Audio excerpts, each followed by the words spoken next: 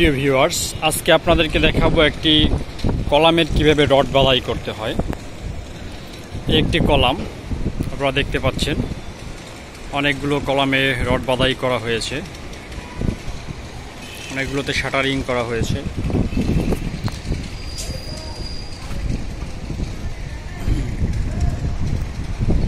এই দেখুন, এই কলামটিতে প্রথমত নিচে কিকার করা হয়েছে, এরপরে দেখতে পাচ্ছেন যে কিছু অংশ, নিচের অংশটা রডের গ্যাপিং অনেক কম, উপরের অংশটা রড মানে রিংয়ের গ্যাপিং অনেক বেশি।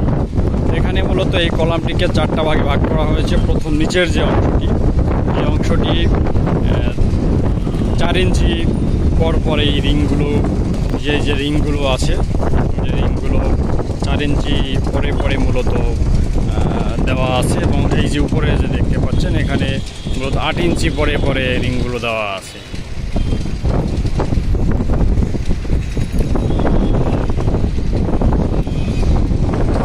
এবং উপরের যে পোর্শন থাকবে সেই পোর্শনে অবশ্যই যে 4 ভাগের যে মাঝখানের দুভাগ সেখানে 8 ইঞ্চি পরপর বা 8 ইঞ্চি সেন্টার টু সেন্টার, এবং উপরের যে পোর্শন থাকবে সেখানে 4 ইঞ্চি সেন্টার টু সেন্টার এই রিংগুলো দেওয়া হবে।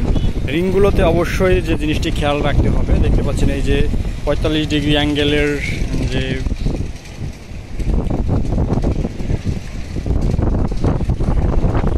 দেওয়া হয়েছে, এই জিনিসটি অবশ্যই খেয়াল রাখতে হবে যে এই হুকটা যেন সঠিকভাবে প্রপার ওয়েতে দেওয়া হয়।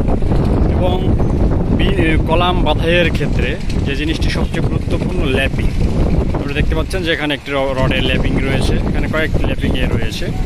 এই তালায় মূলত এটা ছিল 25 মিলি রড, 25 মিলি রড থেকে এরপর এখন কনভার্ট হয়ে 20 মিলি রডে গিয়েছে।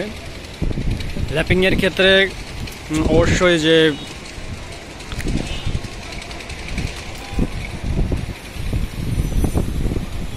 এখানে ডপ টেন দেওয়া হয়েছে, এই কলামে ডপ টেনগুলো যেন প্রপার হইতে হয় এবং ল্যাপিংয়ের জায়গায় যেন রডগুলো সঠিকভাবে বাঁধা হয়, এই ব্যাপারে একটু সতর্ক দৃষ্টি থাকতে হবে বা সতর্কতা অবলম্বন করতে হবে।